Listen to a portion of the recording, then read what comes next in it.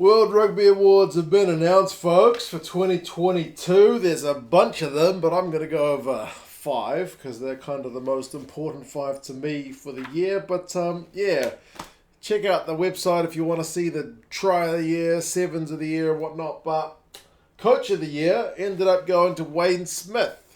He beat out Andy Farrell and Simon Middleton, the women's coach for England, and he even beat out Fabienne Gaultier after a perfect season. Essentially, Smith took a Black Ferns team, which was in pretty dire straits at the end of last year, toured France and England and got walloped multiple times. And on the back of them turning professional over here at NZ, managed to lead them to a Rugby World Cup. So, I mean, in a year when there's a Rugby World Cup, usually a coach who wins a Rugby World Cup is probably going to win that award. I mean, as I said, the other coaches had great things going for them. I mean, Andy Farrell wins first ever tour in New Zealand for Ireland, along with a just overall very successful year. Simon Middleton, his England team had, was it like 30 wins in a row? Which is in itself pretty bonkers. And Gaultier, as I said, literally a perfect season. His first Six Nations title in a long time for France, and then a Grand Slam on top of that. All the coaches had something going for them, but World Cup winners medal, and plus the fact that there's that turnaround from last year, I think is fair enough. I say that as a Kiwi, so a wee bit of bias. Breakthrough players of the year on the women's side went to Ruby Tui.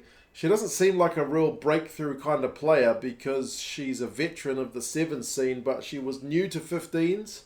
And yeah, basically in the World Cup was another one of our kind of star performers, despite the fact that she's 27. She's still new to the 15s game. Great ball carrier and just generally a great ambassador for the game. Like, she's probably done a lot to grow the women's game here in New Zealand. Speaks really well, which is not that common for for rugby players to be that engaging. When they go through the media training, they can be a wee bit dull. But you couldn't say that for Ruby Tui, so she's done well. And then Ange Capuozzo for Italy is kind of the poster boy for Italian rugby right now. They have been doing really well this year. I mean, obviously Italy had low points with a loss to Georgia, and they got hiding at the weekend. But I mean, yeah, the Italians have had more wins this year than they have in probably most recent years. And this guy scored some wonder tries. So there's a fair few young faces in that Italian squad, but a try-scoring fullback who's got great footwork. It's kind of hard to deny him. I mean, he beat out other candidates like Dan Sheehan, who did a cracking year for Ireland. A front rower is never going to win the voting battle up against a fullback, I'm afraid, even if you're a try-scoring front rower. Arundel from England had hardly played any minutes, so his selection was kind of a weird one in the first place. So, yeah, pretty chuffed for Capuozzo. Who was the other person to get nominated? Slipped my mind. Someone will remind me in the comments. Player of the year for the women's game goes to the captain of the World Cup winning team, and she's a 10.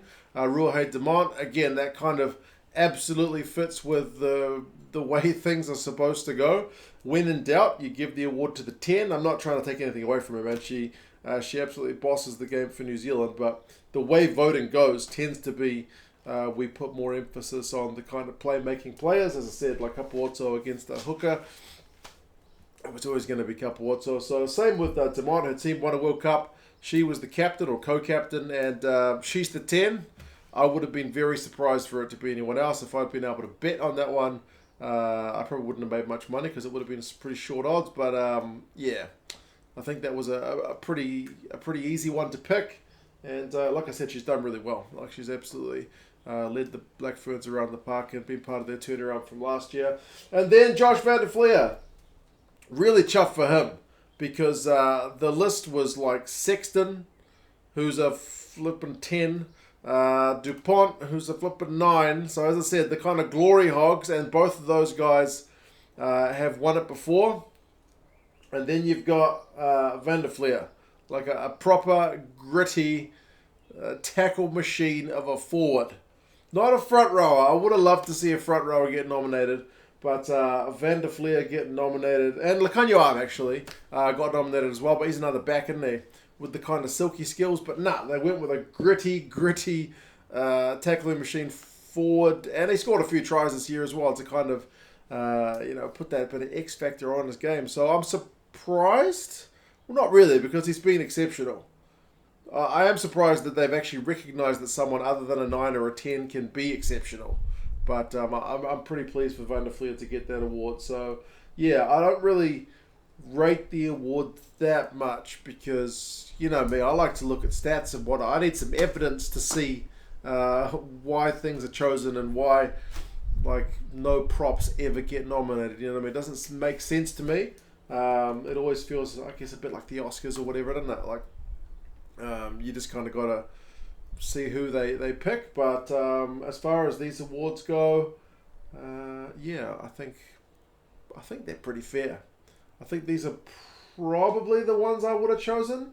You could make an argument for Gaultier as well, because as an overall achievement for where he's taken the French team, it would have been nice to kind of give him a prize. I guess if he wins a World Cup, he's guaranteed to get a prize. But yeah, the Black Ferns used to be pretty good. They had fallen off the pace. It's not like he took a bad team and made them good. Wayne Smith, he took a team which was underperforming and made them perform again, which I guess you could argue is the same thing. But anyway, there's what it is, folks. You guys let us know your thoughts. As I said, I'm pretty happy. I certainly would have picked Van der Flier myself. I would have picked Demant. I guess I would have picked Tui because I'm a Kiwi, and as I said, she's all over the media here, and I don't really do the stats on the women's game, so it's hard for me to kind of make a counter argument. And then Capuozzo's one. I might have gone Sheehan just because I think front rowers don't get the love, but I mean, I'm not unhappy to see a guy who's helping grow the Italian game get it done as well. And Wayne Smith, the professor, can retire with a pretty good rugby coaching CV, can't he? But anyway, you guys let us know your thoughts. Who would you have picked? And yeah, I'll talk to you guys again soon.